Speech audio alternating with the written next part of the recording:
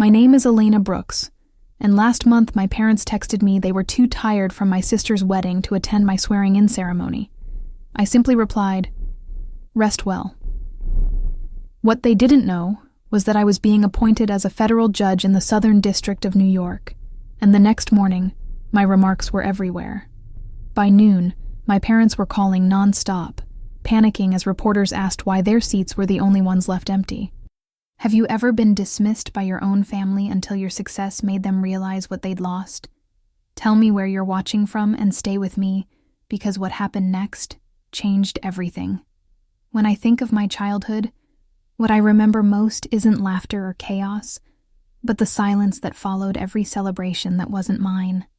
We lived in a small town in Indiana, a place where everyone knew each other's last names, and your worth was often measured by how proudly your parents spoke of you at church on Sunday. For the Brooks, that pride had a name. Mia, my little sister, the golden one. She was sunshine in every room, the child who drew attention without even trying, while I, the older one, was the afterthought, the quiet presence introduced with a single line that would echo through my life for years. "This is Elena, Mia's sister." That sentence became my label, the footnote to someone else's story. I still remember my 10th birthday vividly, not because it was special, but because it was the moment I realized how invisible I had become. The living room was covered in pink and gold balloons, but they weren't for me. Mom had ordered a cake that read, "Congratulations, Mia," in thick white frosting because my sister had won her first beauty pageant the week before. I stood beside it, smiling for pictures that were never mine, holding a slice of cake with my name spelled wrong on the napkin. "Elena," when I asked if we could maybe light some candles for my birthday, Mom said gently, "Oh, honey, we already have all this set up. Let's not make it complicated." So, I clapped for Mia with everyone else.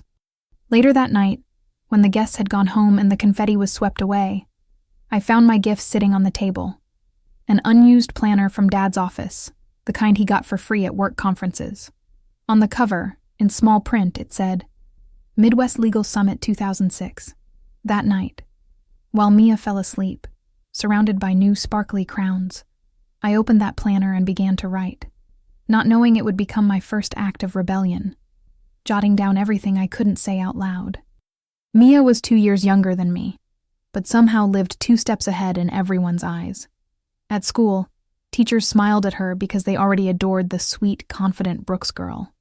When people realized we were sisters, they'd raise their brows and say, "Really? You two don't look alike," as if that explained everything. Mia was graceful and easy, the kind of girl who knew how to make people love her without effort. I was the girl who argued debates in class, stayed after to organize the mock trial club, or sat in the library reading case laws for fun. It didn't matter how high my grades were or how often I won arguments. When family gathered, the conversations always circled back to her. Her pageant, her new dress, her smile that lit up a room. My name rarely came up unless someone needed help researching a family dispute or drafting a simple contract. There was one spring afternoon that still sits like a stone in my memory. The local middle school was hosting the annual debate tournament, and I had spent 3 weeks preparing arguments on constitutional rights from old library books I found at the town's thrift store. I even typed them up neatly. And when they called my name for first place, the applause felt like sunlight breaking through clouds. I looked toward the audience instinctively, searching for the faces that mattered most. Mom, Dad, maybe even Mia, but the row of seats where they should have been was empty. I kept smiling as the principal shook my hand, the camera flash popping. But in that moment, I felt a sharp hollowness inside. Later that night, Mom apologized over dinner. "Sweetheart, we really wanted to come," she said, not looking at me. "But your sister had her pageant rehearsal, and you know how hard those slots are to get." Dad nodded, chewing slowly, like the conversation was already over. I nodded too. That was the night I learned that my achievements could only exist in silence. After that, I stopped expecting to be seen. Instead, I learned to find comfort in small, hidden victories. I spent hours in the basement reviewing old court transcripts or helping neighbors with minor legal questions, the smell of ink and paper becoming my favorite perfume. I liked the way laws responded, Predictable, fair, never choosing favorites. If something didn't align, there was a precedent. If you were patient enough, you could find it and make it just again. I think deep down, I wished people worked the same way. Grandma Agnes was the only one who ever noticed how I shrank. She lived 2 blocks away in a small white house that always smelled like chamomile and vanilla. One evening, after hearing about the debate tournament, she came to see me. I was in the basement hunched over a stack of legal pads with my hands covered in highlighter marks. She didn't scold me for the mess or ask why I wasn't inside helping Mia practice her pageant walks. She just watched me for a while and said softly, "You don't need applause to be valuable, sweetheart. Some of the brightest minds argue quietly where no one listens." I didn't answer, but her words stayed, echoing louder than any praise I had ever received. Over the years, I learned how to live in that shadow without letting it crush me. At family dinners, I smiled when Mia spoke. When Mom boasted about her pageant scholarships or Dad pulled out new photos to show their friends, I passed the dishes, nodded, and quietly withdrew into the background. I became the calm one, the reliable one, the one who didn't need attention. But while they mistook my silence for weakness, I was collecting something powerful: patience, discipline, and the ability to stand on my own. Every time they forgot to show up, every time my name went unmentioned, I stored that feeling like energy in a battery. By the time I turned 17, I had already learned the art of disappearing quietly. I was the kind of student who blended into the corners of classrooms, always prepared but never loud. On paper, I was thriving. Straight A's, mock trial team, volunteering at the local courthouse. But at home, none of it mattered. What mattered was still Mia. By then, she was already the talk of our small Indiana town. Posters from her modeling agency lined the local boutique windows, and every other conversation with my parents seemed to orbit around her next photo shoot.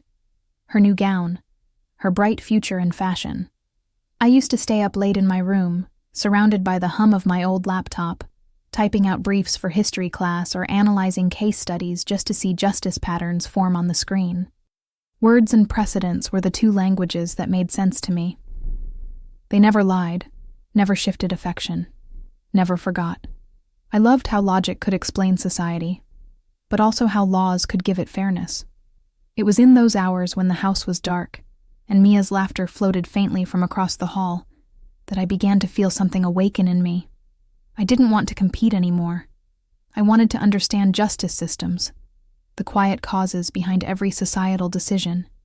One autumn morning during my senior year, my AP government teacher, Mr. Thompson, announced the annual state moot court competition. The topic was the cost of inequality in the legal system. My pen hovered over the page for only a moment before I began writing almost feverishly. I didn't have to think. I simply described my world, the quiet of the dinner table, the unspoken favoritism, the ways people learn to live unjustly unseen. I disguised it as legal analysis, citing Supreme Court cases and public reports. But in truth, every sentence was carved from my own life. When I turned it in, I expected nothing. Weeks passed, and I nearly forgot about it until the morning Mr. Thompson stopped me in the hallway, grinning. "Elena," he said, holding up a letter embossed with the state seal. "You won first place." For a second, the words didn't register. I felt the rush of adrenaline, that rare spark of validation I hadn't known for years.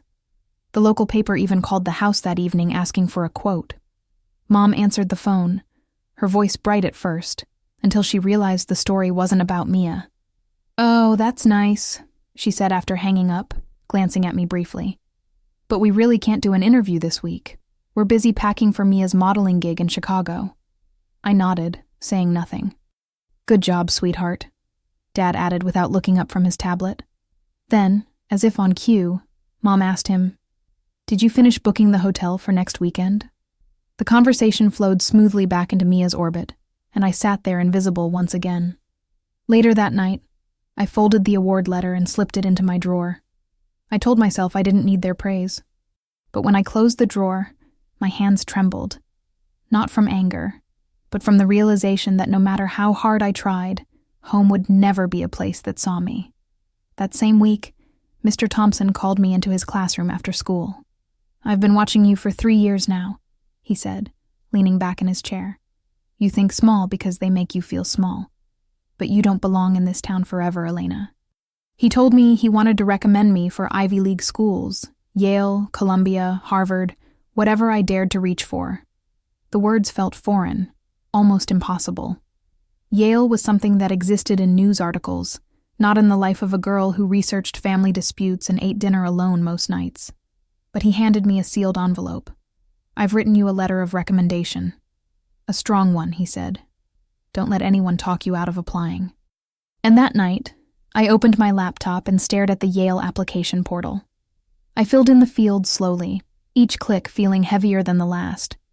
For the essay, I wrote about building justice in invisible spaces. It wasn't dramatic. It was honest. I described how silence could be both a wound and a source of strength, how those unseen often learn to argue deeper, to notice what others overlook. When I finished, I sent it off and shut my computer, my heart pounding like I just argued for the first time in years. When Grandma heard about my moot court, she came over the next afternoon carrying something wrapped in an old silk scarf. She handed it to me carefully.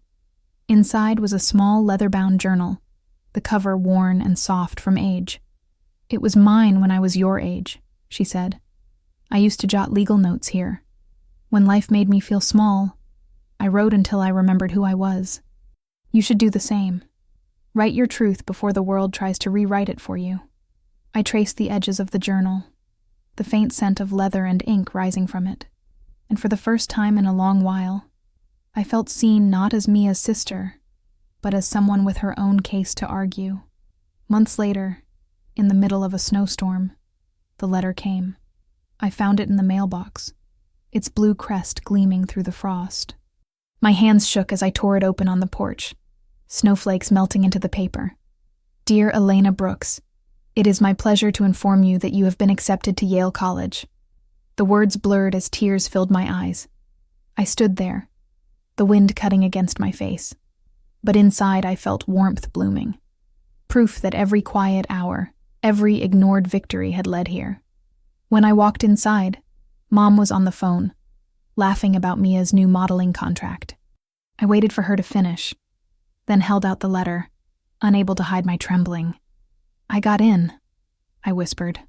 She blinked, paused, and smiled faintly. "Yale? That's far, isn't it? Are you sure you want to go that far away?"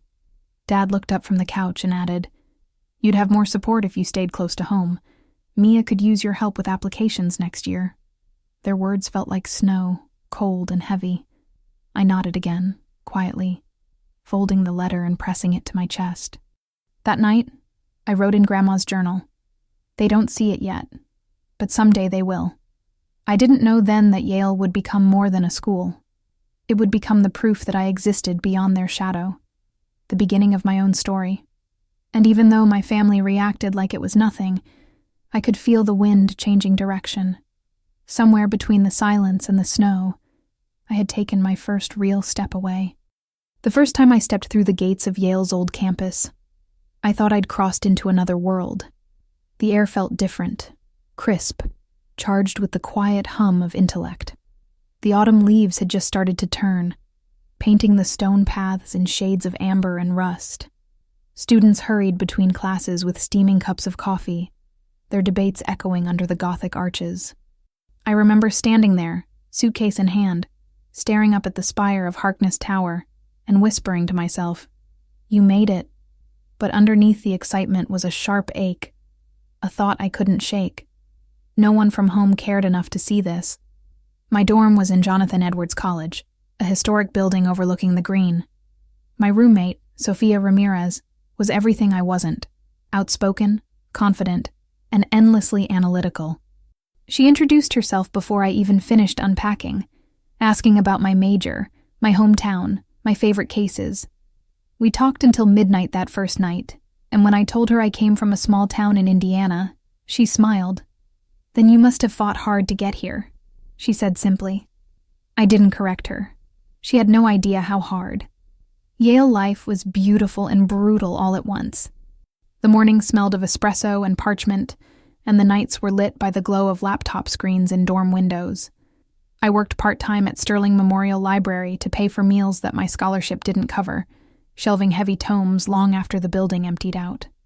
The rhythm of the scanner beep, the rustle of ancient pages, it became a lullaby of survival. Some nights I'd stay until the guards turned off the lights, then walk back to my dorm through the fog rising over the green. My stomach growled more often than not, but I told myself hunger was just another form of discipline. I learned to stretch everything: time, money, energy. Instant noodles became a staple. So did secondhand casebooks and thrift store coats. Sophia used to tease me for eating oatmeal with water when the milk ran out, but she never judged. "You're like steel," she said once, handing me half her sandwich. "Bend, but never break." We'd study together at the Law Library Cafe, surrounded by the quiet frenzy of future lawyers. When exhaustion hit, I'd slip into Battelle Chapel, where the soft light through the stained glass painted the pews in blue. It was the one place that felt like stillness amid the storm. Academically, I pushed myself harder than ever. I joined the Yale Law Women Association during sophomore year, eventually leading it by senior year. I also worked as a research assistant under Professor Rivera, a woman who believed fiercely in the power of equity and justice. She became the mentor I never had. "Justice means nothing if it isn't accessible," she told me one afternoon as we reviewed precedents on civil rights. That conversation changed the direction of my studies. I shifted my focus toward using law to improve access to courts in low-income communities. For the first time, I wasn't just chasing grades. I was chasing purpose. But success didn't erase the loneliness. Each time I received an award or presented a case, I'd glance at the row of chairs reserved for family at the back of the auditorium. They were always empty. The reserved signs fluttered slightly in the air conditioning, mocking reminders of who hadn't shown up. I told myself it didn't matter. But when the ceremony ended and other students ran into the arms of their parents, I felt that old ache return. The same ache from the empty seat at the debate tournament years ago. Mom's texts came rarely, and when they did, they were never about me. "Your sister just got back from her trip to Milan. She sent us the prettiest photos." Or, "We're so proud of Mia. She got a feature in the town magazine." There was never a, "How are your classes?" or, "We miss you." I used to reply politely, tell her congrats, but eventually I stopped answering altogether. It wasn't bitterness, it was exhaustion. You can only reach for someone so many times before your hands start to tremble from the weight of disappointment. Still, I built something of my own. During junior year, I led a team project that used legal models to optimize pro bono services in rural courts, a framework that later caught the attention of a New York nonprofit. When they invited me to present at a symposium, I emailed my parents the event details just in case. The reply came a week later. "That's nice, honey. We'll be in Nashville that weekend for Mia's fashion show. Send photos." I didn't bother to send any. But that night, as I stood on stage explaining our framework to a panel of professionals, I imagined Grandma sitting somewhere in the back, nodding proudly. It was enough to steady me. Sophia became the closest thing I had to family there. When winter break came and the dorms emptied out, she always insisted I visit her family in New Jersey. "You shouldn't spend Christmas alone," she said.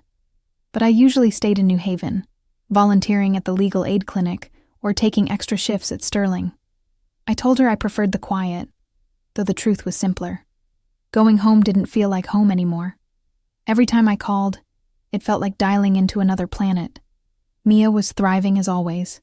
New contracts, new admirers, new reasons for my parents to celebrate.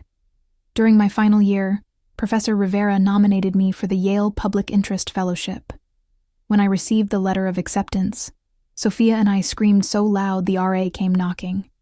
That night, she lit 2 small candles on the windowsill and said, "One for where you came from, one for where you're going." I laughed. But later, as I watched the wax melt, I realized how much I owed to the people who had shown up in small, quiet ways. The teachers, the mentors, the friends who filled the empty spaces my family left behind. Appointment season approached faster than I expected. I had been shortlisted for a federal judgeship, a dream I barely dared to whisper. When I received confirmation that I'd been appointed as a federal judge, I stared at the email for a long time, my throat tightening. It felt like everything. Every silent dinner, every ignored achievement, every lonely night had led to that moment. I wanted to tell my parents, to share even a fragment of pride. But then my phone buzzed with a photo from Mom. Mia at a runway in Paris, captioned, "Our beautiful girl living her best life." I closed my phone and looked out the dorm window at the lights flickering across the green. In the reflection of the glass, I saw myself, tired, older, but still standing. I thought of Grandma's words from years ago. "You don't need applause to be valuable." She was right. Maybe they would never come to see me. Maybe that seat would always stay empty. But I was done chasing their gaze. From that point on, I decided one thing. I would give my best remarks. Not for those who never showed up, but for those who did. For Sophia, for Professor Rivera, for Grandma, for every quiet advocate who ever stared at an empty chair and kept going anyway. Because if they wouldn't come to see me, the world would. The email arrived just after midnight when the campus was silent, except for the whisper of snow brushing against the windows. I had been revising a legal brief when my laptop pinged with a new notification from the U.S. Court's office. I almost ignored it, thinking it was another update about appointment logistics, but the subject line made me freeze. "Congratulations, you have been selected for the federal judgeship in the Southern District of New York." For a few seconds, I couldn't breathe. The cursor blinked on the screen like a heartbeat, steady and alive, as the words sank in. Out of hundreds of applicants, they had chosen me. I stared at the letter, my hands trembling slightly, and then laughter, sharp and breathless, escaped my throat, the kind that comes from disbelief rather than joy. I reread it twice, searching for any sign of a mistake, any sentence that might start with, "Unfortunately." But it was real. I was the judge, the voice of justice. The girl, once forgotten at her own debate tournament, would now stand in the courtroom of a federal district where attorneys, litigants, and scholars had stood before. Sophia burst into my room a few minutes later after seeing my message. "You did it!" she yelled, pulling me into a hug so tight I could barely speak. We jumped around our dorm room like two kids who had just discovered gravity didn't apply to them anymore. "You're going to make them think," she said between laughter. No pressure, though. The following week was a blur of meetings. I sat in the court's office surrounded by judges, clerks, and the administrative coordinator as they outlined the process. Submission of a full written oath, review sessions, and rehearsal in the ceremonial courtroom. They explained that my swearing in would be live-streamed on the court's website and covered nationally through C-SPAN. The weight of it settled on me like snowfall, beautiful, heavy, and a little terrifying. I spent nights hunched over Grandma's old leather journal trying to find the words. I didn't want to write a perfect remark. I wanted to write an honest one. I thought of every empty chair I had ever faced, the ones at the debate tournament, the fellowship ceremony, the legal showcase, and the ones that would surely be waiting at my swearing in. That's when the title came to me. From the empty bench to the open gavel. The first line came naturally. When they didn't see us, we learned to see justice for each other. It wasn't just about me. It was about everyone who had ever been overlooked, underestimated, or told they didn't belong. I wrote about the clerk who stayed late filing motions. About Sophia who shared her last brief during exam week. About first-generation lawyers who worked 2 jobs to afford bar prep.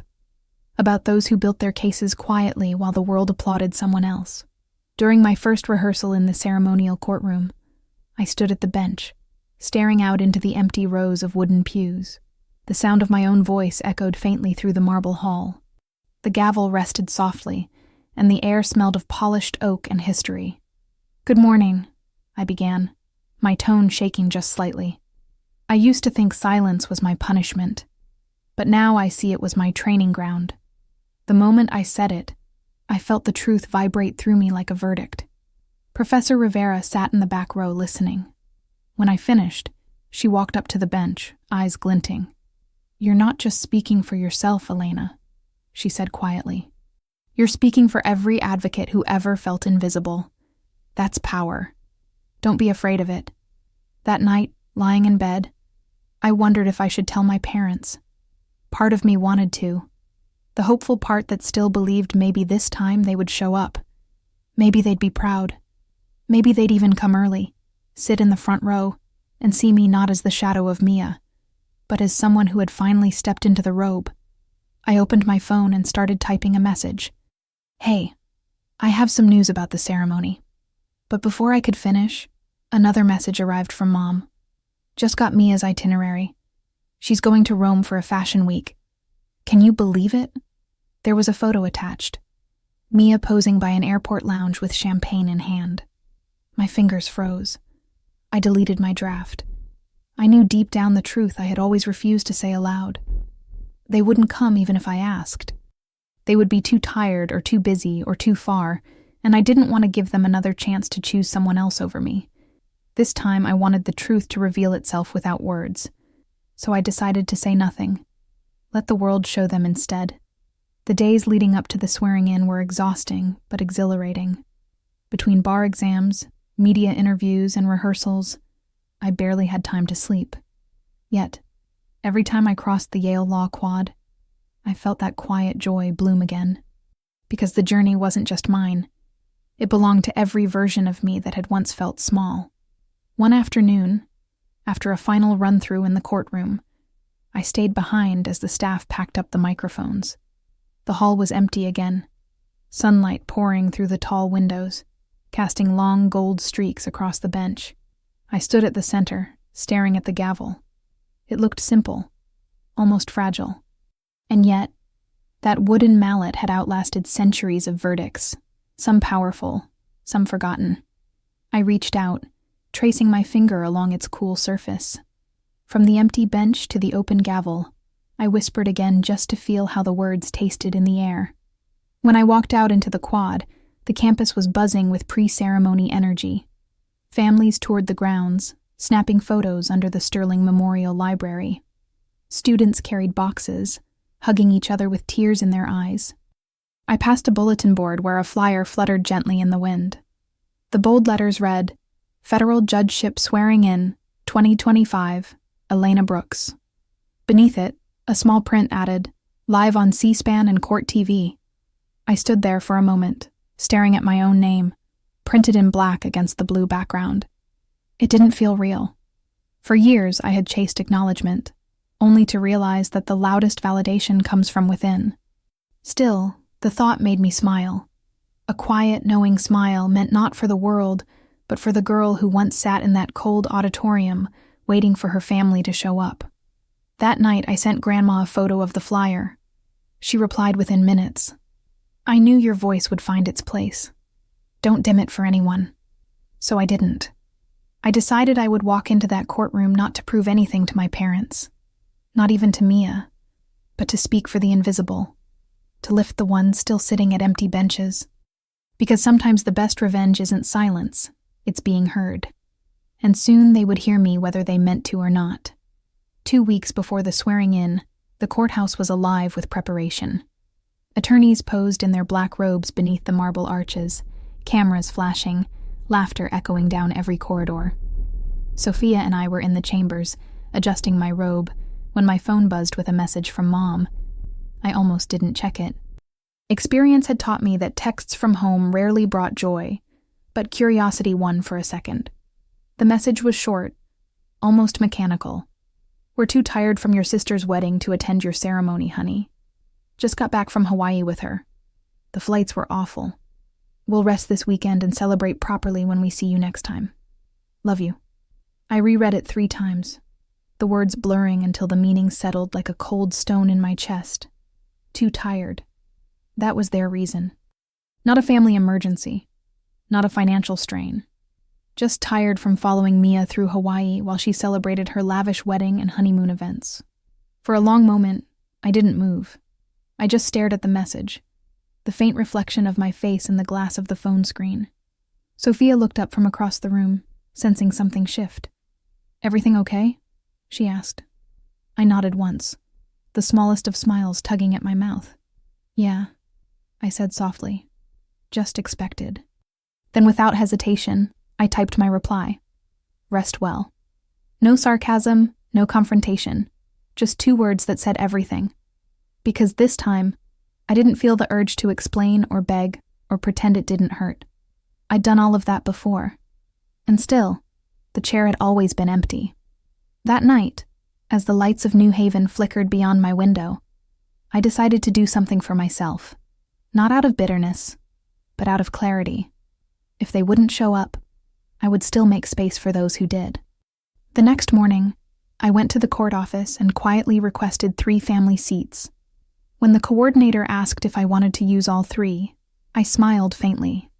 Yes, I said. 1 for my grandmother, 1 for my best friend, and 1 just to stay empty. The woman gave me a puzzled look, but nodded, writing down the names I provided. Agnes Moore, family guest. Sophia Ramirez, friend. For the 3rd seat, she left a blank line. I picked up the pen and wrote in neat handwriting, reserved for who shows up. The next few days passed in a blur of last-minute preparations, oath reviews, robe fittings, official photos. Yet beneath the noise, there was a stillness inside me. Every time I imagined my parents sitting in the gallery, I didn't feel anger anymore. I felt distance, like remembering someone else's dream. Sophia, ever perceptive, brought it up one night over tea in the Chambers lounge. "You sure you're okay with them not coming?" she asked, tucking her legs beneath her. "You don't even sound upset." "I'm not," I said truthfully. "I think I stopped hoping a long time ago. And maybe that's a good thing. Sometimes peace comes when you stop asking people to be who they've shown you they're not." She nodded, her eyes soft. "Then let's fill the empty seat with something better." "Like what?" "Flowers?" She said something beautiful. So we did. The day before the swearing-in, we went to a small florist shop off Chapel Street. The air was thick with the scent of lily and roses. I chose white lilies, Grandma's favorite, and a single blue iris in the middle, the color of Justice's scales. It wasn't about mourning their absence. It was about honoring presence, the kind that required no applause, no explanation, no perfection. Back at the Chambers, I arranged the flowers myself. The next morning, I'd place them on that 3rd seat. A quiet offering, a reminder that even absence can be acknowledged with grace. Swearing-in morning dawned with golden light spilling across the marble floors. The air was sharp and bright, the kind of day that felt too big for disappointment. I slipped into my robe, pinning a small silver brooch shaped like scales, the one Grandma had given me when I got my acceptance letter. Sophia fussed over her camera, promising she'd record every second for Grandma and for the archives of poetic justice. When we reached the ceremonial courtroom, the place was already alive with color and sound. Hundreds of attorneys in suits, families waving from the gallery, the hum of chatter mingling with the solemn notes of the organ tuning up.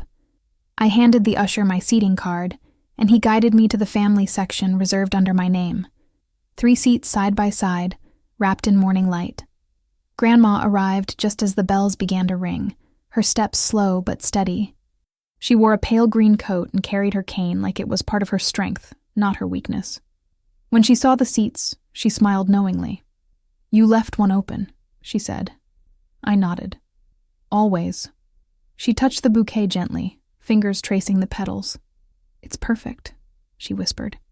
"A place for whoever's heart remembers to show up next time." When Sophia joined us, camera slung over her shoulder, she tucked one of the lilies behind Grandma's lapel and winked at me. "Ready to make history?" I laughed softly. "Ready to breathe." As I turned to walk toward the bench with the other officials, I looked back once. Grandma's face glowed in the morning sun, Sophia adjusting her lens beside her, and the 3rd seat, empty but not lonely, gleamed with the white of lilies and the deep blue of that single iris. For the first time, the sight of that chair didn't hurt. It felt symbolic, no longer a reminder of what I lacked, but proof of what I had built. Love that showed up, even if it came from unexpected places. I took a deep breath and stepped into the courtroom, the sea of suits before me, the organ swelling behind.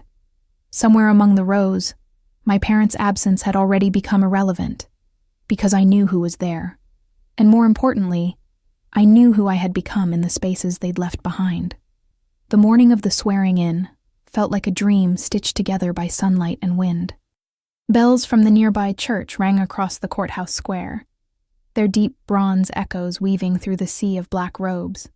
The air smelled faintly of lily and polished marble.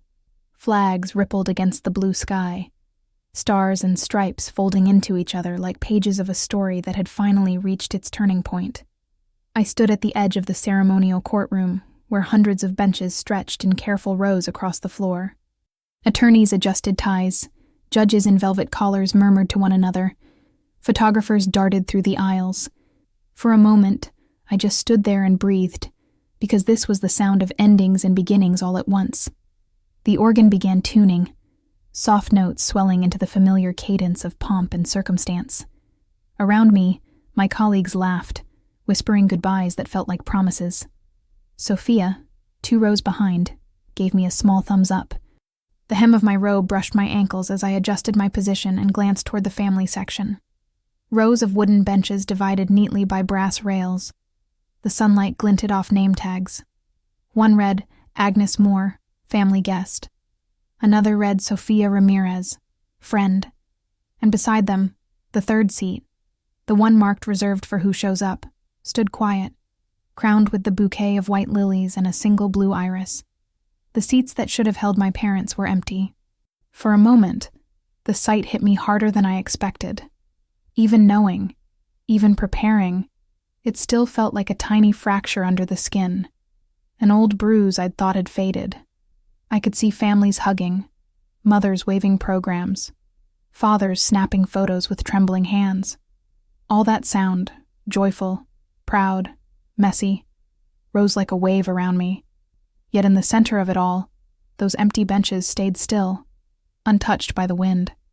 Then, as if to balance the silence, I caught sight of movement. Grandma. Slowly, carefully, she made her way down the aisle, cane in hand, guided by one of the ushers. Her pale green coat shimmered faintly in the morning light. Every few steps, she paused to steady herself, her free hand brushing the arm of each bench she passed, as though blessing them. When she reached me, I felt something inside me unclench. She smiled, eyes bright beneath her wide-brimmed hat. Today, she said, placing her hand gently over mine, you are seen. The words landed like a whisper and a thunderclap all at once. I swallowed hard, afraid to blink because the tears sat too close. Thank you for coming, I managed to say, my voice barely above a breath. Her hand lingered on mine for a moment longer. Of course I came, she said softly. I wouldn't miss watching the girl they overlooked become the judge they'll never forget. Then she squeezed my fingers, turned, and took her seat beside the flowers. The crowd began to settle. The air filled with the rustle of program papers, the murmur of names being read, the shuffling of robes. Above us, the seals of justice waved proudly. District, circuit, supreme. Symbols of belonging. I lifted my eyes to the windows surrounding the room. The sunlight filtered through the panes, painting moving patterns on the rows of attendees, glinting off the badges like 100 small stars. For the first time in my life, I felt entirely present, rooted and free in the same breath. When the procession began, the senior judges led us in, their black robes sweeping the floor. The air carried the sweet tension of history. The federal courts had seen centuries of appointments, but for each of us, this one felt singular. As we moved toward our places, a choir from the local bar association began to sing. "Oh, Say Can You See?" The melody floated upward, soft and grand, threading through the columns and catching on the edges of my robe. I stood, heart pounding, while the chief judge delivered her address about resilience, equity, and courage in uncertain times. I tried to listen, but the sound of my heartbeat drowned everything else. Every breath I took felt like it carried years.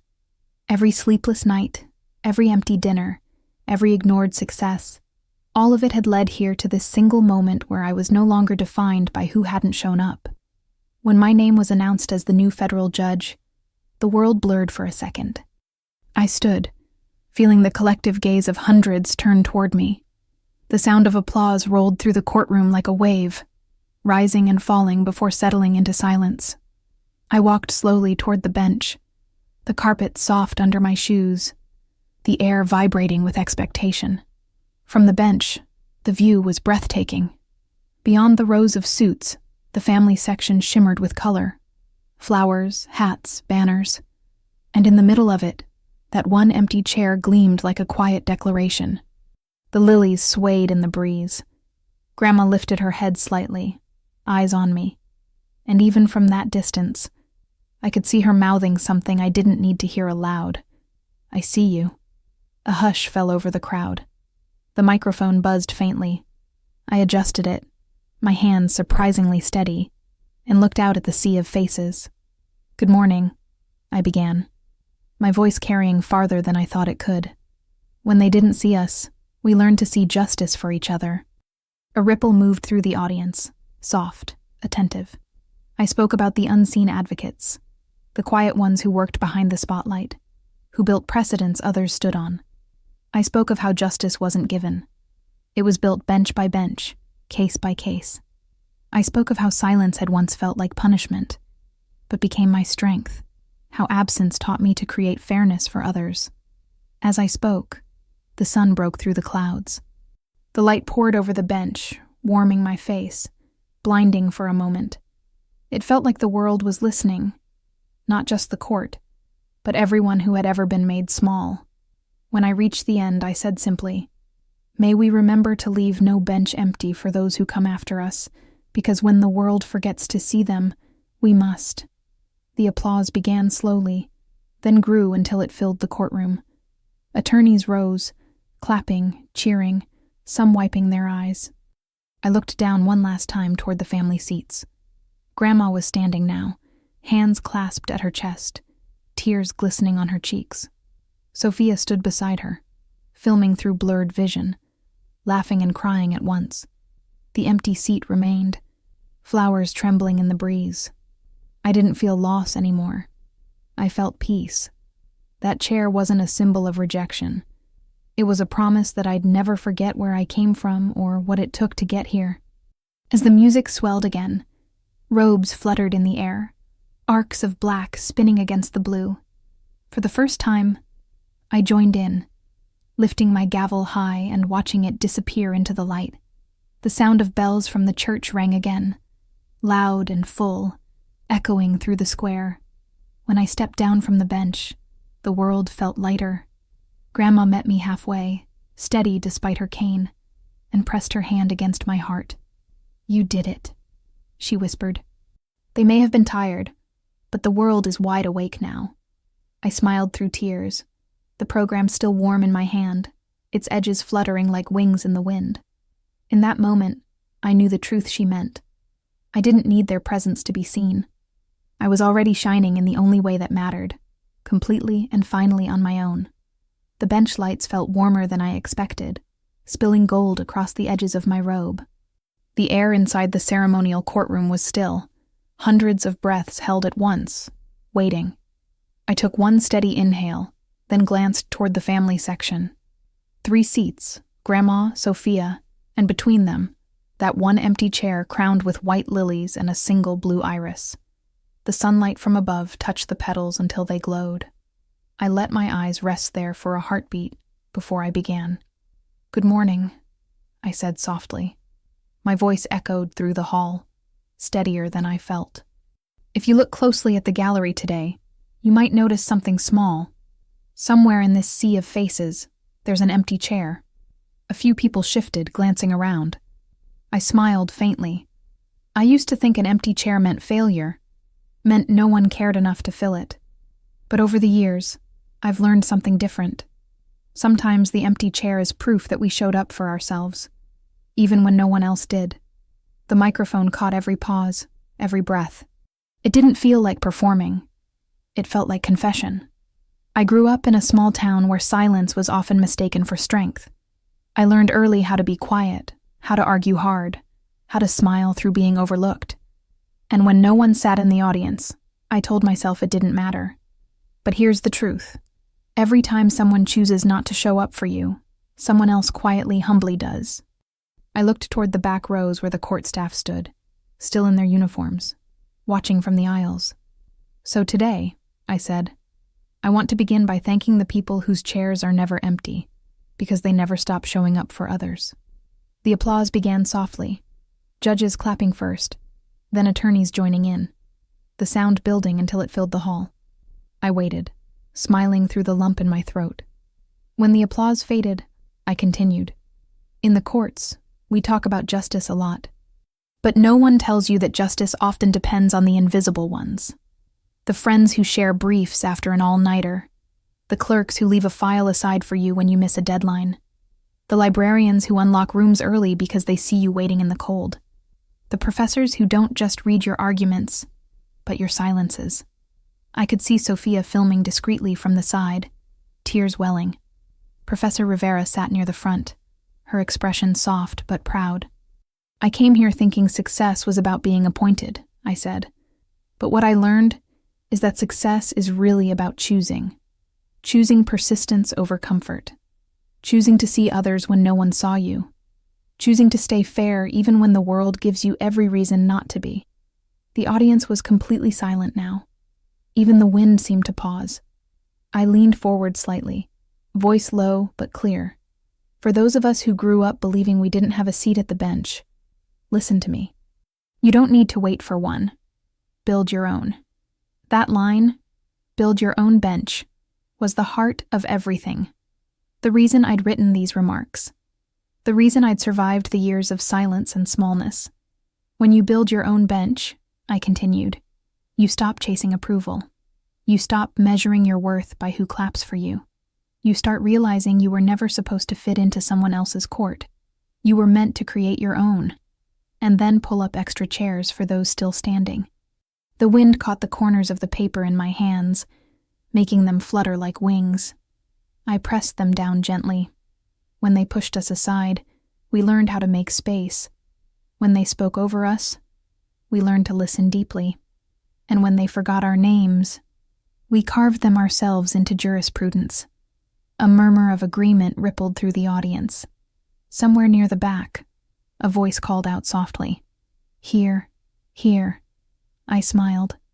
Look around you. Every person here today was carried by someone unseen.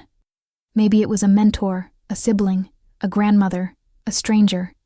Maybe it was the version of yourself who refused to quit. Whoever it was, remember them. Remember that they showed up. And when it's your turn, show up for someone else. I paused, then glanced again toward the family section. The camera operators noticed, lenses shifting in unison. A broadcast camera zoomed in. The flowers, the sunlight, Grandma's hand resting on her cane. She lifted her head, smiling faintly as the camera found her, and for a second her eyes met mine.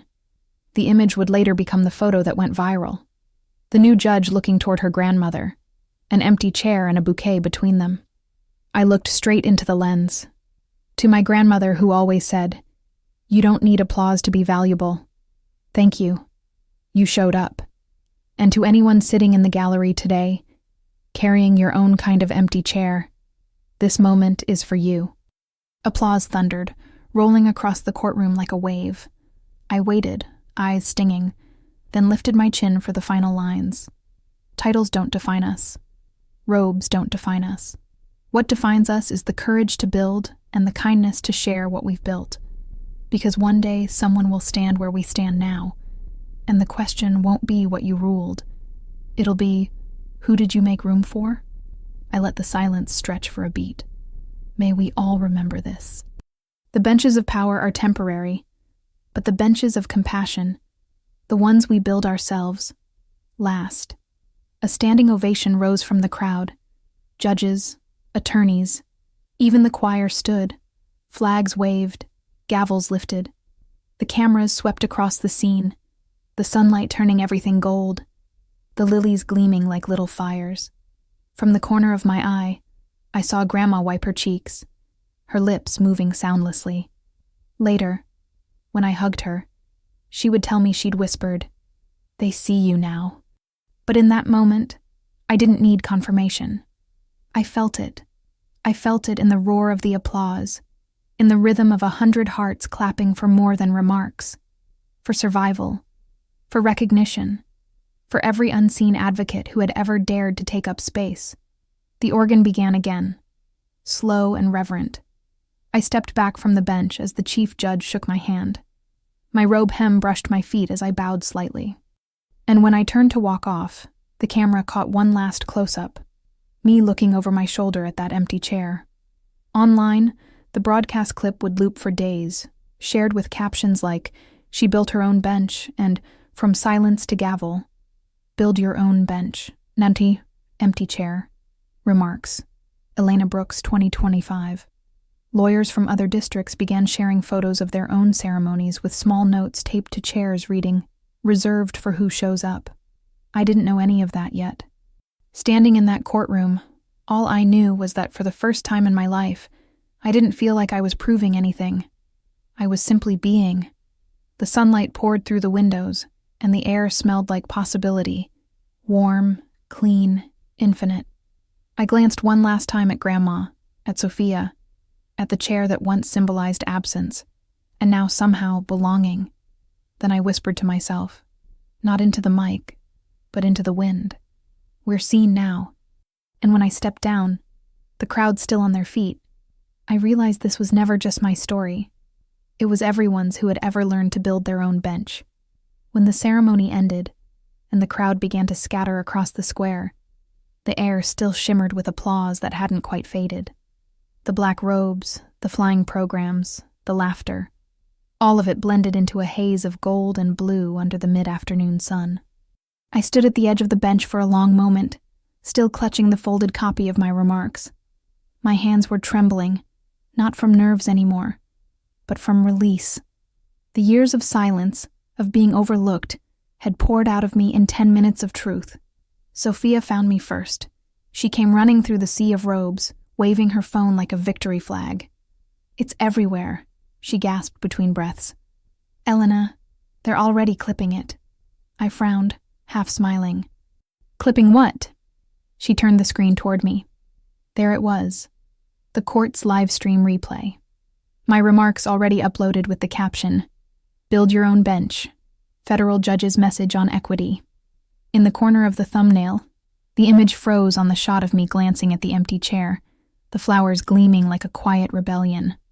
I hadn't even walked out of the courthouse before the first notification buzzed through my phone, then another, then a flood, mentions, messages, tags. At first, I thought it was from colleagues. Congratulations, little bursts of celebration. But then I saw the caller ID lighting up my screen. Mom, then Dad, then Mia. I stared at the phone for a long time as it kept vibrating in my palm. My thumb hovered over the screen, the name Mom pulsing like a small heartbeat. I didn't answer. Instead, I pressed mute and slipped it into the pocket of my robe. We took photos instead. Sophia insisted on every possible angle. By the courthouse statue, in front of the grand entrance, beneath the square's oak trees, where ribbons of sunlight fell across the stones. Grandma stood between us in her pale green coat, clutching my arm for balance. Every few minutes she'd shake her head softly, still astonished. "You know," she said, "they're never going to stop talking about those remarks." I smiled. Maybe not, but I hope they remember why I said them. By evening, the court's social accounts had shared the clip. Court TV aired a segment during the 6 News. New federal judge delivers viral message about inclusion and resilience. The reporter's voiceover narrated over the image of me at the bench with a subtitle flashing across the bottom. From an empty chair to a full courtroom. That was when the text started pouring in. From Mom, "Why didn't you tell us? Everyone's asking why we weren't there. You made it sound like we don't care about you." From Dad, "We look awful. Elena, couldn't you have warned us?" From Mia, "Wow, guess we're the villains now, huh? Next time, maybe loop us in before you go public." I read each message slowly, then placed the phone face down on the table beside my untouched coffee. There was a time when those words would have sent me spiraling, rewriting replies in my head, trying to explain myself into being understood. But not today. Today, I didn't owe anyone an explanation. Sophia, sitting across from me in the cafe near the courthouse, watched me quietly. "You're not going to respond?" she asked. I shook my head. "Not now. Today isn't about explaining. It's about appointment." She smiled, the kind that said she understood completely. "Good," she said, "because the rest of the world is about to start calling too." She wasn't exaggerating. Within an hour, my inbox was overflowing. An email from the American Bar Association congratulating me and requesting permission to share my transcript in their newsletter. A message from a TED curator in DC. "Your remarks resonated deeply. Would you consider expanding them into a talk for our fall event?" A note from a fellowship program in Geneva focusing on law and social impact. "We saw your work on equitable access to courts in your story. Let's discuss opportunities." Each message arrived like a ripple spreading wider and wider. Professors forwarding it, alumni commenting, colleagues tagging me on posts with captions like, "Proud doesn't even begin to cover it." Someone on social media had clipped the line, "When they didn't see us, we learned to see justice for each other," and turned it into a trending hashtag. Build Your Own Bench climbed onto Twitter's legal trending list within hours. Through it all, my phone kept vibrating on the table. Mom calling, then Dad, then Mia again. I could almost imagine their voices. The edge of panic under the surface. The sudden realization that the daughter they dismissed had become a headline they couldn't control. That night, as the campus grew quiet and the sun sank behind the towers of the law school, I finally allowed myself to breathe. The adrenaline had worn off, replaced by a calm so deep it felt unfamiliar. I walked alone through the courthouse square, the same paths I used to take when I felt invisible. The pavement was soft beneath my shoes. The windows of the buildings glowed amber with clerks packing up for the night. Somewhere, faint music drifted from a celebration, the muffled joy of people who knew they were finally appointed. I found an empty bench under one of the old oak trees and sat down. Across the way, I could still see the outline of the courtroom, the faint glimmer of the benches where everything had unfolded just hours earlier. I pictured that empty seat again, not as loss, but as freedom. When I finally pulled out my phone, there were over 100 unread messages. Mom had written again, "We saw it on TV. People keep asking if we're proud. Of course we are. We just wish you'd told us first." For a moment, I let the words sit there. Then I typed, "I'm glad you saw it. Today was important to me." And I stopped there. No explanations, no accusations, just a full stop. Because I realized something simple. Peace doesn't always come with closure. Sometimes it comes from refusing to reopen the wound. Before heading back to the chambers, I called Grandma. She picked up after one ring, her voice warm and steady. "I saw the segment again," she said. "They played it twice. Your words, they're echoing everywhere." "I didn't mean for it to go that far," I admitted. "I know," she said. "That's why it did." I smiled into the dark. "They've been calling non-stop," I said quietly. "Mom, Dad, Mia." "I imagine so." She chuckled softly. "Let them call. Let them sit with what they missed." There was a pause, the kind only she knew how to hold. Then she added, "You didn't embarrass them, Elena. You revealed them. And sometimes truth is the only mirror that can make people finally see." I didn't reply. I just sat there listening to the rustle of leaves, the echo of laughter somewhere in the distance, and the quiet rhythm of my own breath. The world outside was spinning fast, viral posts, interview requests, congratulations. But inside, everything had slowed to a still point. For the first time, I wasn't chasing recognition. I wasn't even chasing understanding. I was simply standing in my own light, the one I'd built, the one no one could take away. When I hung up, I looked toward the faint lights across the square where the reflections trembled on the glass-like stars. My phone buzzed again. Another call from Mia. I let it ring, then fade into silence. Somewhere beyond that silence, a new sound began. The bell from the church, slow and deliberate, marking the hour. Each toll echoed across the square, through the branches, over the rooftops. A quiet reminder that the day was ending, but the story wasn't. I stood up, tucking the folded remarks into my coat pocket. My phone was still vibrating faintly, the screen lighting my hand. I didn't answer. I didn't need to. I turned toward the gates, and as I walked into the cool New Haven night, I whispered to myself the line that had started it all. When they didn't see us, we learned to see justice for each other. This time, I said it not to the crowd, not to the camera, but to the girl I used to be, the one who'd once sat alone at a forgotten table, dreaming of a bench of her own.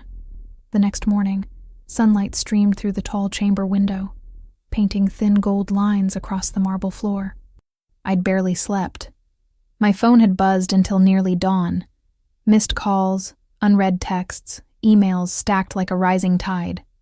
When I finally opened my eyes, the first message waiting on the lock screen wasn't from a journalist or a court official. It was from Mom. "We need to talk. This has gone too far." I stared at it for a long moment before unlocking the phone.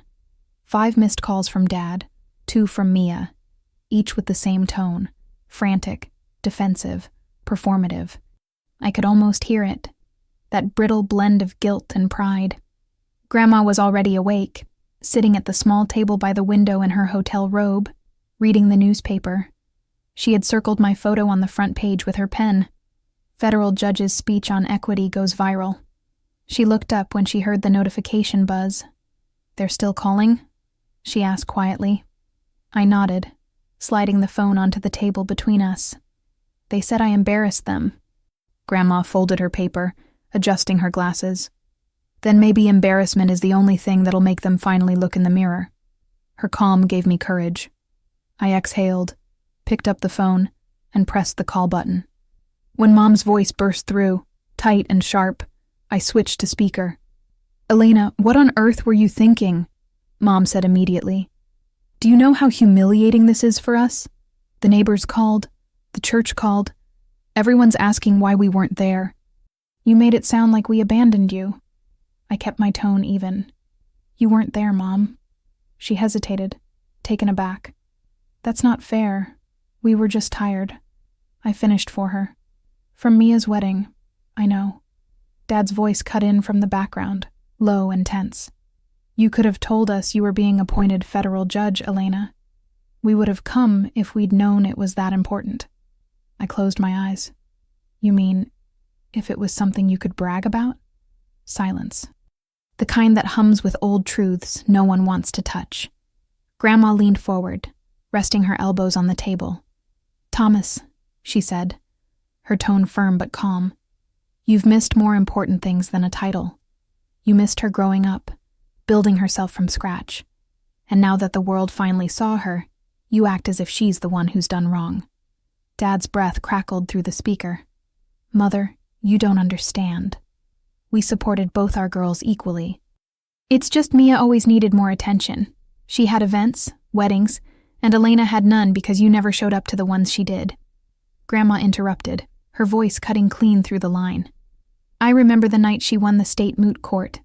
Do you remember that, Linda? You were busy helping Mia choose her wedding gown." Mom's voice wavered. "That was years ago. And yet," Grandma said softly, "she remembered it enough to write her own verdict." The line went quiet. I could almost hear my parents breathing on the other end, the sound of 2 people cornered. Not by accusation, but by fact. Dad tried again. "We didn't mean to hurt her. We just thought, well, Mia needed us more.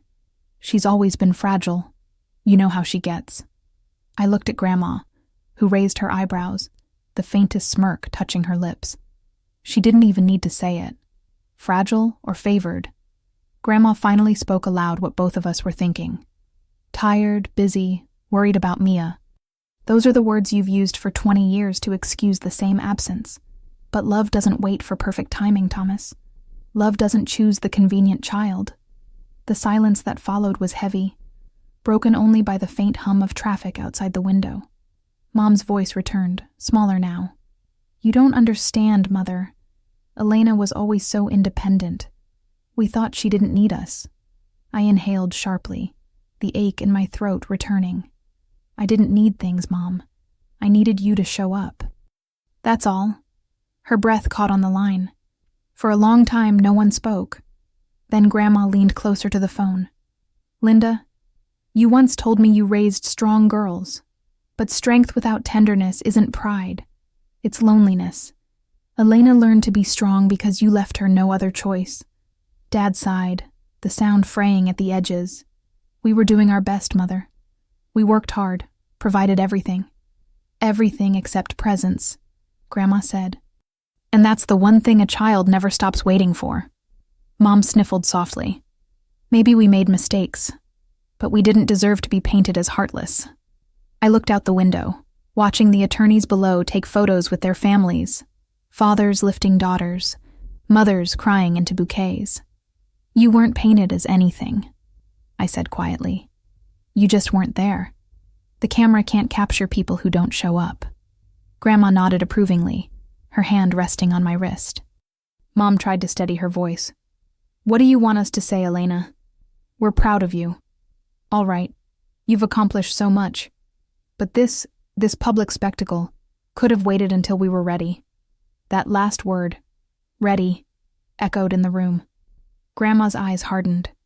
Linda, I've lived long enough to tell you this. Love doesn't wait until you're ready. It shows up when you're needed. And you weren't there when she needed you most. I could hear the faint click of my father swallowing, the tension in his throat audible even through the line. What are you saying, Mother? That we're bad parents? No, she said gently. I'm saying you've been absent ones. And absence, when repeated enough, becomes a habit people mistake for normal. Mom exhaled shakily. We didn't realize it looked that way. You didn't see, Grandma said. That's the difference. Once free, the silence that followed wasn't angry. It was the silence of truth landing, slow and heavy. I didn't feel victorious. I just felt tired. Finally, I said softly, I'm not calling to blame you. I'm calling because I'm done explaining. Dad spoke carefully now. Then why are you calling at all? I glanced at Grandma, who nodded, her eyes urging me forward. Because I want to give you one more chance, I said.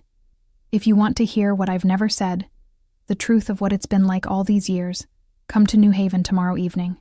Just you, Mom, and Mia. No guests, no excuses, just family. Mom hesitated. What do you mean? Hear the truth. I mean, I said, you've heard everyone else's version of me. The quiet daughter, the busy one, the one who doesn't need help. It's time you hear mine. The line went quiet. Then Dad cleared his throat. We'll think about it. Grandma's voice came low and certain. Don't think. Just come. And then she reached across the table and ended the call herself, pressing the red button with a firm, deliberate touch. For a while, neither of us spoke. The quiet between us felt sacred. Finally, Grandma said, You've given them a door, Elena. Whether they walk through it or not, that's on them. I looked at her, my throat tight. Do you think they'll come? She smiled faintly, folding her newspaper. I think shame is heavy, but curiosity is heavier. They'll come. The question is whether they'll finally listen. Outside, the bells of the church began to toll again, slow and even, counting down the hours to a conversation 20 years overdue. The next evening, I set a small dinner in my apartment overlooking the courthouse square. The window was cracked open, letting in the scent of late spring rain and the hum of street music drifting up from below. On the dark wooden table, I placed a freshly baked loaf of rye bread, its crust still cracking in the warmth, a pot of vegetable stew steaming faintly, a bowl of mixed greens with vinaigrette, and a few slices of aged cheddar. It was simple, humble enough to keep the night from feeling like a performance. 3 candles flickered in old brass holders, their flames swaying gently, steady as breathing. I set 4 bowls, 4 spoons, and deliberately left no empty chair at the table. The only spare seat I kept was in the corner where I'd hung a small wooden sign. For who shows up? They arrived a few minutes late. The knock was hesitant, as if lateness could disguise years of absence. My father entered first, quiet, heavy-eyed, followed by my mother, clutching her purse tight across her chest like a shield. Mia came last, her coat draped over one arm, eyes darting uncertainly around the room. She lingered on the framed photos. The courthouse at dawn, the law library glowing at night, the ceremonial courtroom empty before rehearsal. I gestured for them to sit. We ate the first few bites in silence, the clinking of spoons on porcelain soft and awkward, like the sound of people stepping into a room full of truth. I spoke first, without circling around what needed to be said. My voice felt steady, rehearsed in the same rhythm I'd practiced before every argument. The empty chairs have followed me all my life, I began. In 8th grade at the state debate, your seats were empty because you were helping Mia pick a wedding dress. During my junior year legal award, I looked down at the reserved sign swaying in the cold air. No one sitting there except the clerk clapping quietly by the door. Even yesterday I set one chair aside, placed flowers on it, and told myself that emptiness is also a kind of presence. At least it's honest. I paused, breathing in the scent of stew and candle wax. You used to say, "Good job, honey," then switched the topic back to Mia's travel plans, her gown fittings, her new contract. I stopped expecting more. I became the footnote in someone else's headline, the sister of Mia. "I invited you so many times," I said finally, my tone even, not angry, and the chairs stayed empty. My father set down his spoon, the sound sharp in the quiet. His hands tightened, then folded. "I didn't see," he said after a long silence. "I thought you were fine on your own, that you didn't need me there." The words landed softly, like stones dropped into deep water. Ripples, not explosions. My mother looked at me longer than she ever had, eyes glassy but steady. "I thought you were strong," she whispered. "So strong you didn't need your mother. Mia always needed so much. She panicked, she stumbled, and I kept rushing to her." Her voice faltered. The sentence from Grandma's call echoed through my mind. Love doesn't choose perfect timing. It chooses to show up. I saw my mother realize what she just confessed. Mia had been silent the whole time, stirring her spoon in the stew like she was searching for a word she'd never used before. Finally, she looked up. "I was jealous of you," she said softly. I blinked. "Jealous? Because you could rule without anyone holding you," she said, her voice trembling. "At home, everything revolved around me. I never learned how to stand. And watching you, how the world seemed to find you, I was scared. I thought if I admitted you were better, I'd disappear." There was no triumph in me, just a strange stillness, the kind that comes when the past finally stops spinning. We ate slowly. The stew cooled. The greens still smelled of vinegar. The bread cracked as it broke. I poured water, the scent of candle wax blending with herbs and cheese. When the armor of silence had finally melted, I set the boundary as gently as setting the last candle in the middle of the table. "I'm not ready to forgive," I said, "and I don't need to rush it. Forgiveness isn't a verdict you sign over one dinner, but I'm ready for something new, to practice showing up. Next time, just come. Come 5 minutes early. Text to ask what time it starts. Sit in the back row. Take a blurry picture. Just be there." My father nodded, not bowed, but lifted his chin to meet my eyes. "I'll relearn that," he said quietly. My mother exhaled a long breath that sounded like something old finally leaving her body. "I won't promise with words anymore," she said. "I'll promise with when I arrive." Mia smiled faintly. "Send me the dates that matter," she said. "I'll be there. Even late, I'll still come." After dinner, they wandered around the apartment. On the wall hung my appointment certificate and a printed copy of my remarks beneath it, typed in small letters on handmade paper, from the empty chair to the open gavel. In the corner rested the wooden chair I'd moved there, its oak smooth under the light, the small sign hanging from its back reading, "For who shows up." My mother touched the edge of the chair as if it were a monument. My father stared at the reflection of himself in the glass of the frame, blurred by time. Mia took a photo. She didn't post it, just saved it to an album called Things to Remember. When they left, the hallway smelled faintly of hotel soap and rain. I handed my mother her coat. My father reminded Mia to wear her scarf. No one said, "It's all fixed now," because we knew better. I only said, "Next week I'm hearing a small case at the community court, not the Supreme, just something for locals. 7 p.m. My mother hesitated, then asked, "Should we come early to get seats?" It was the first right question she'd ever asked me. "Early is good," I smiled. "Bring a warm coat." When the door closed, the apartment felt empty, but not hollow. I washed the dishes slowly, the water tapping like a quiet metronome for a new rhythm of family. Slower, truer, present. Before turning off the lights, I straightened the frame, brushed a finger over the certificate, and rested my hand on the wooden chair. It was still empty, but no longer lonely. It was an invitation. Some people will come, some never will, but the chair will always stay there as a quiet rule in my life.